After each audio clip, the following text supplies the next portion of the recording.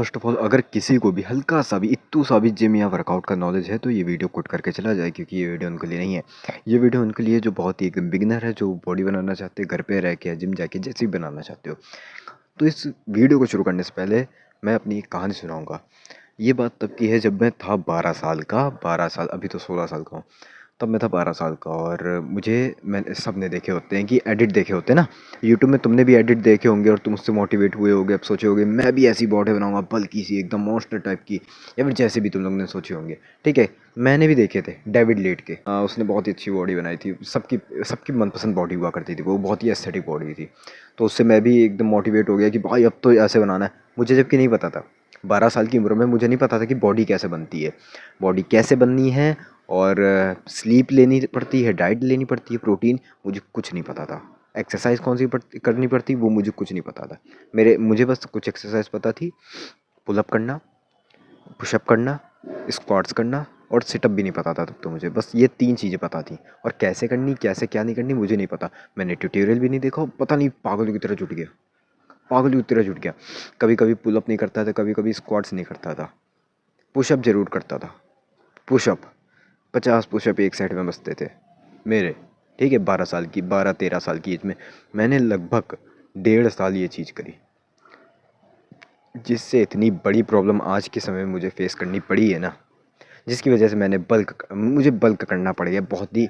मुझे और करना था बट मुझे छोड़ना पड़ गया। ठीक है, मैं और चाहता था कि और बल्क करके और सही वो 60 kg तक पहुंच जाऊँ, बट मुझे छोड़ना पड़ा। उसका कोई और रीज़न है, और कभी बात करेंगे। बट प्रॉब्लम पता है कहाँ पे आई?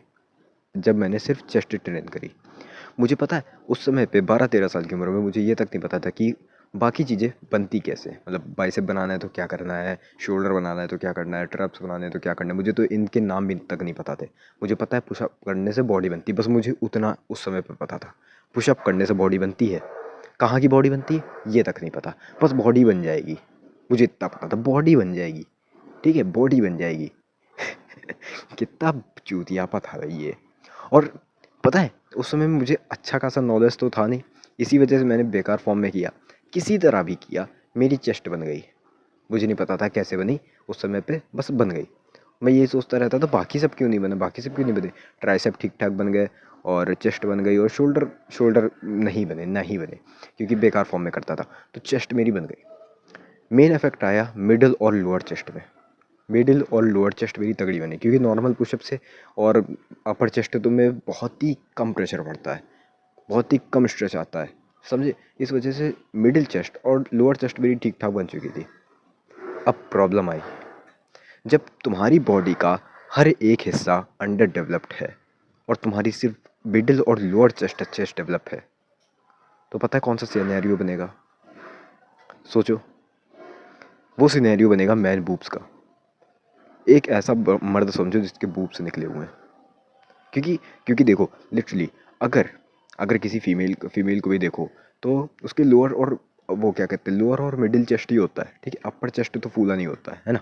सबने देखा है, सबको पता है। अबे क्या मतलब, तुमने एक पॉन्ड तो देखा ही होगा ना, कभी तो देखा होगा ना।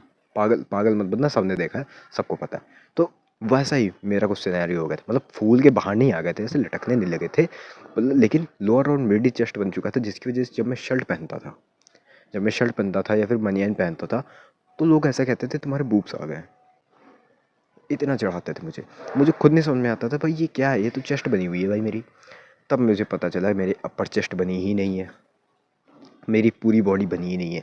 पूरी बॉडी, पतले पतले आर्म्स हैं, सिक्स पैक वो कुपोषण वाले आ रखे हैं, लैट्स है नहीं, शोल्डर है नहीं, सिर्फ चेस्ट बनी हुई है, लोअर और मिडिल चेस्ट बनी हुई है। अब तो वो तो बूब्स ही समझ में आएंगे ना। वो भले ही तुम सीबम वाली चेस्ट लगा लो अपने, मिडिल और लोअर चेस्ट अब तुम भले ही सीबम की लगा दो या फिर किसी और बॉडी बिल्डर की लगा लो, लेकिन अगर तुम्हारे बाकी पार्ट्स अंडर डेवलप्ड हैं तो वो लगेंगे किसकी तरह, पूप्स की तरह। और ये मेरी बहुत ही बड़ी गलती थी कि कुछ किसी भी चीज़ को शुरू कर देना बिना किसी नॉलेज लिए। ये मेरी सबसे बड़ी गलती थी, और यही मैं तुम लोग को बताने वाला हूँ। क्योंकि बहुत सारे लोग के अंदर चस्का चढ़ा होता है, नया नया मोटिवेशन आता है कि भाई अब मैं करूँगा होम वर्कआउट, अब बनाऊँगा बहुत तगड़ी वाली फिजीक। ठीक है, तुम्हारे अंदर आ गया, तुमने कुछ नॉलेज ली नहीं। डाइट चाहिए, प्रोटीन चाहिए, कार्ब्स कितना चाहिए, माइक्रोस चाहिए, ये बहुत सारी कॉम्प्लिकेटेड चीज़। अब तुमने ये तो पता ही नहीं है, बस तुम लग गए बॉडी बनाने में। एक ही 2 एक्सरसाइज करे जा रहे हो, करे जा रहे हो, करे जा रहे हो। तुम्हें ये तक नहीं पता कि पुश पुल लेग करना है या फिर कोई रूटीन है वर्कआउट का या फिर कुछ एक्सरसाइजेस हैं कि किससे क्या ट्रेन हो रहा है, तुम्हें ये तक नहीं पता, बस तुम करे पड़े हो। तो ये गलत बात है। तुम अनजाने में ही ऐसी चीज़ ट्रेन कर लोगे जिसकी तुम्हें ज़रूरत भी नहीं है, जो तुम्हें आगे जाके प्रॉब्लम देने वाली है। जैसे मेरे केस में था सिर्फ चेस्ट, मैंने चेस्ट इतना ट्रेन कर लिया था जिसने मुझे आगे जाके प्रॉब्लम दी और अभी भी हल्की फुल्की प्रॉब्लम दे रही है। पूरी बॉडी में मेरा सबसे अच्छा जो डेवलप्ड पार्ट है वो है मेरी चेस्ट, बहुत अच्छी डेवलप्ड है, क्योंकि मैंने बहुत पुशअप मारे थे शुरुआत में, अनजाने में बनना है लेकिन बन तो गई ना। और हाँ, इस यही रीज़न है कि मेरे आर्म्स इतने ज़्यादा स्किनी हैं और मेरी चेस्ट अच्छी बनी है, यही रीज़न है। और यही से तुम लोग को भी सीख मिलनी चाहिए कि कोई भी एक एक्सरसाइज रिपीटेटिव वे में बहुत ज़्यादा नहीं करना है, तुम्हें हर एक चीज़ को मेंटेन करके चलना है।